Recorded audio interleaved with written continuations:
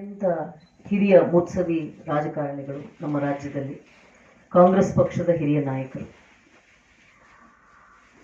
ಅವರಿಗೆ ಬುದ್ಧಿ ಹೇಳುವಷ್ಟು ವಯಸ್ಸು ಅನುಭವ ನನಗಿಲ್ಲ.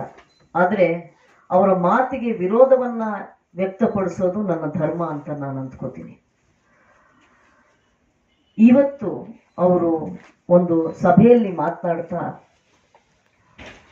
ನಮ್ಮ ಪಕ್ಷದ ದಾವಣಗೆರೆ ಕ್ಷೇತ್ರದ ಲೋಕಸಭಾ ಅಭ್ಯರ್ಥಿಯಾಗಿರುವಂತಹ ಶ್ರೀಮತಿ ಗಾಯತ್ರಿ ಸಿದ್ದೇಶ್ವರ್ ಅವರ ಬಗ್ಗೆ ಅತ್ಯಂತ ಖಂಡನೀಯ ಮಾತುಗಳನ್ನ ಆಡಿದ್ದಾರೆ.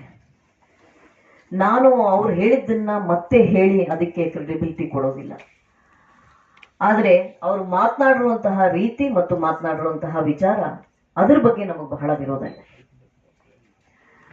ಮೊದಲನೇದಾಗಿ ಶಾಮನೂರು ಶಿವಶಂಕರಪ್ಪರವರು ಸ್ವತಃ ಅವ್ರ ಮನೆಯಲ್ಲೇ ಸೊಸೆಯನ್ನ ಅಭ್ಯರ್ಥಿಯಾಗಿ ಕಣಕ್ಕಿಳಿಸಿದ್ದಾರೆ. ಇಂತಹ ಪರಿಸ್ಥಿತಿಯಲ್ಲಿ ಮತ್ತೋರ್ವ ಅಭ್ಯರ್ಥಿ, ಒಬ್ಬ ಸ್ತ್ರೀ ಬಗ್ಗೆ ಹೀಗೆ ಮಾತನಾಡಿರೋದು ಬಹಳ ಬಹಳ ಖಂಡನೀಯ. ನಮ್ಮ ದೇಶದಲ್ಲಿ ಹೆಣ್ಮಕ್ಳು ಸಮುದ್ರದ ಅಡಿಯಲ್ಲಿರುವ ಸಬ್ಮರೀನ್ ಓಡಿಸೋದ್ರಿಂದ ಹಿಡಿದು ಆಕಾಶದಲ್ಲಿ ಹಾರಾಡುವ ಫೈಟರ್ ಪ್ಲೇನ್ನ ಓಡಿಸುವಂಥವ್ರು ಇದ್ದಾರೆ. ಅದರ ಜೊತೆಗೆ ಅಂತರಿಕ್ಷದಲ್ಲಿ ಯಾನ ಮಾಡುವಂಥವ್ರು ಇದ್ದಾರೆ. ಅಂತಹ ವಿಜ್ಞಾನಿಗಳನ್ನ, ಹೆಣ್ಮಕ್ಳನ್ನ ಈ ದೇಶ ಕೊಟ್ಟಿದೆ ಜಗತ್ತಿಗೆ. ಇಂತಹ ಪರ್ವಕಾಲದಲ್ಲಿ ಅತ್ಯಂತ ರಿಗ್ರೆಸಿವ್ ಆಗಿರುವಂತಹ ಈ ಮಾತುಗಳನ್ನ ಶಾಮನೂರು ಶಿವಶಂಕರಪ್ಪರವರು ಆಡಿರೋದು ಬಹಳ ವಿಷಾದನೀಯ. ಅವರು ಮನೆಯಲ್ಲಿರೋದು ಮಾತ್ರ ಲಾಯಕು ಅನ್ನೋ ರೀತಿ ಮಾತಾಡಿದ್ದಾರೆ. ಶಾಮನೂರು ಶಿವಶಂಕರಪ್ಪನವರ ಪಕ್ಷದ ಅಧ್ಯಕ್ಷೆ, ರಾಷ್ಟ್ರೀಯ ಅಧ್ಯಕ್ಷೆ ಸ್ವತಃ ಒಬ್ಬ ಮಹಿಳೆ.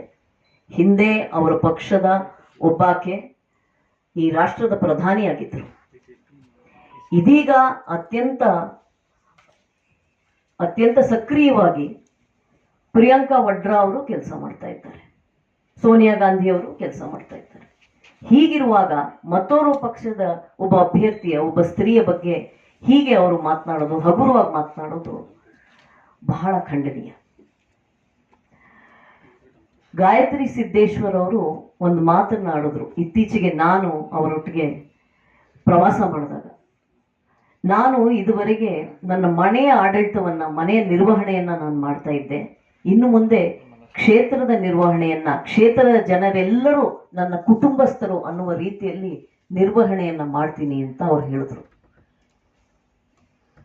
ಈ ಮಾತುಗಳನ್ನ ಆಡುವಂತಹ ಗಾಯತ್ರಿ ಸಿದ್ದೇಶ್ವರ್ ಅವರಿಗೆ ಆ ಕ್ಷೇತ್ರದ ಜನ ಮನ್ನಣೆ ಕೊಟ್ಟು ಅವ್ರನ್ನ ಖಂಡಿತ ಜಯಶಾಲಿ ಮಾಡಿ ಲೋಕಸಭೆಗೆ ಕಳಿಸ್ಕೊಡ್ತಾರೆ ಅನ್ನುವ ನಂಬಿಕೆ ಭಾರತೀಯ ಜನತಾ ಪಕ್ಷಕ್ಕಿದೆ. ನಮ್ಮ ಪ್ರಧಾನಿ ನರೇಂದ್ರ ಮೋದಿ ಅವರು ಸ್ತ್ರೀಯರನ್ನ ಪ್ರತ್ಯೇಕವಾಗಿ ಗುರುತು ಮಾಡಿಕೊಂಡು ಸಾಮಾಜಿಕವಾಗಿ, ಆರ್ಥಿಕವಾಗಿ ಸ್ತ್ರೀಯರನ್ನ ಸಶಕ್ತ ಮಾಡೋದಕ್ಕಾಗಿ ಅನೇಕ ಯೋಜನೆಗಳನ್ನ ಈ ಕಳೆದ 10 ವರ್ಷಗಳಲ್ಲಿ ಕೊಟ್ಟಿದ್ದಾರೆ. ಜನ್ಧನ್ನಿಂದ ಹಿಡ್ಕೊಂಡು, ಸ್ವಚ್ಛ ಭಾರತ್ ಇಂದ ಹಿಡ್ಕೊಂಡು ನೂರಾರು ಯೋಜನೆಗಳನ್ನ ಪ್ರತ್ಯೇಕವಾಗಿ ಹೆಣ್ಮಕ್ಳಿಗೆ ಅನುಕೂಲವಾಗ್ಲಿ, ಅವರು ಸಾಮಾಜಿಕವಾಗಿ, ಆರ್ಥಿಕವಾಗಿ ಸಶಕ್ತೀಕರಣಗೊಳ್ಳಿ ಅನ್ನೋ ಕಾರಣಕ್ಕೆ ಮೋದಿಜಿ ಅವರು ದಿನನಿತ್ಯ ಪರಿಶ್ರಮ ಪಡ್ತಾ ಇದ್ದಾರೆ. ಇದರ ಜೊತೆಗೆ ರಾಜಕೀಯವಾಗಿ ಕೂಡ ಹೆಣ್ಣುಮಕ್ಕಳನ್ನ ಸಶಕ್ತರನ್ನಾಗಿ ಮಾಡೋದಕ್ಕೆ ನಾರಿ ಶಕ್ತಿ ವಂದನ್ ಕಾಯ್ದೆ ಇದನ್ನ ಕೂಡ ಕೊಟ್ಟಿದ್ದಾರೆ. ಈ ಕಾಯ್ದೆ ಅಡಿಯಲ್ಲಿ 33% ಮೀಸಲಾತಿಯನ್ನ ಸ್ತ್ರೀಯರಿಗೆ ವಿಧಾನಸಭೆಯಲ್ಲಿ ಮತ್ತು ಲೋಕಸಭೆಯಲ್ಲಿ, ಪಾರ್ಲಿಮೆಂಟ್ನಲ್ಲಿ ಸ್ತ್ರೀಯರಿಗೆ 33% ಮೀಸಲಾತಿ ಸಿಗುವಂತೆ ಸ್ತ್ರೀಯರಿಗೆ ಶಕ್ತಿಯನ್ನು ತುಂಬಿದ್ದಾರೆ. ನಾರಿ ಶಕ್ತಿಯೇ ನನ್ನ ಸೈಲೆಂಟ್ ವೋಟರ್ಸ್ ಅಂತ ಅತ್ಯಂತ ಧೈರ್ಯದಿಂದ ಮತ್ತು ಅತ್ಯಂತ ಹೆಮ್ಮೆಯಿಂದ ಅವರು ಹೇಳ್ಕೊತಾರೆ. ಹೀಗಿರುವಾಗ ಕಾಂಗ್ರೆಸ್ ಪಕ್ಷದ ಮನಸ್ಥಿತಿ ಏನಾಗಿದೆ?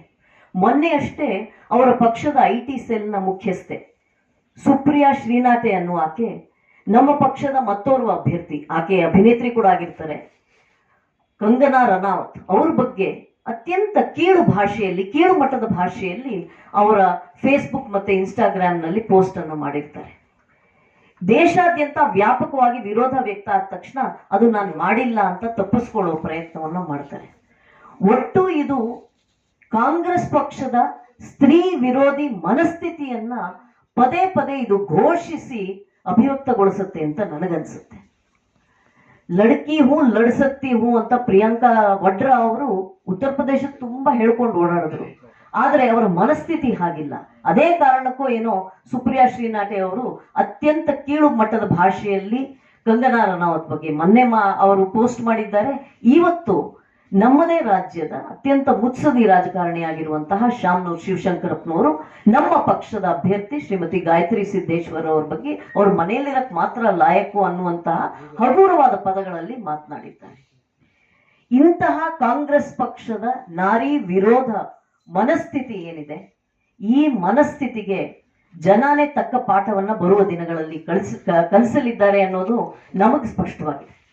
ಗಾಯತ್ರಿ ಸಿದ್ದೇಶ್ವರ್ ಅವರು ಎಲ್ಲೆಲ್ಲಿ ಹೋಗ್ತಾರೋ ಅಲ್ಲಿ ವ್ಯಾಪಕವಾಗಿ ಅವರನ್ನ ಜನ ಬರಮಾಡ್ಕೊಳ್ತಾ ಇದ್ದಾರೆ, ಅವರನ್ನ ಸ್ವೀಕರಿಸ್ತಾ ಇದ್ದಾರೆ ಮತ್ತು ಅವರನ್ನ ತಮ್ಮ ಲೋಕಸಭಾ ಸದಸ್ಯೆಯಾಗಿ ಕಳಿಸ್ಕೊಡೋದಕ್ಕೆ ಎಲ್ಲೆಡೆ ದಾವಣಗೆರೆಯಲ್ಲಿ ಸಿದ್ಧವಾಗಿದ್ದಾರೆ. ಸೋಲಿನ ಭಯನೂ ಇರಬಹುದೇನೋ. ಶಾಮನೂರ್ ಶಿವಶಂಕರಪ್ಪನವರು ಸ್ವತಃ ಅವರು ಸೊಸೆ ನಿಲ್ಸಿರೋದ್ರಿಂದ ಸೋಲಿನ ಭಯಕ್ಕೂ ಈ ತರದ ಮಾತುಗಳನ್ನ ಅವರು ಆಡಿರಬಹುದೇನೋ ಅನ್ಕೋತೀನಿ. ಜೊತೆಗೆ ವಯಸ್ಸಾಗ್ತಾ ಆಗ್ತಾ ವಿವೇಕ ಹೆಚ್ಚುತ್ತೆ ಅಂತ ಹೇಳ್ತಾರೆ. ಸ್ತ್ರೀಯರ ಬಗ್ಗೆ ಈ ತರದ ಮಾತುಗಳನ್ನ ಅವರು ಆಡಿದ್ದಾರೆ ಅಂದ್ರೆ ಇದರ ಹಿಂದಿನ ಉದ್ದೇಶ ಏನಾಗಿತ್ತು ಅನ್ನೋದು ಅವರು ಸ್ಪಷ್ಟಪಡಿಸ್ಬೇಕು.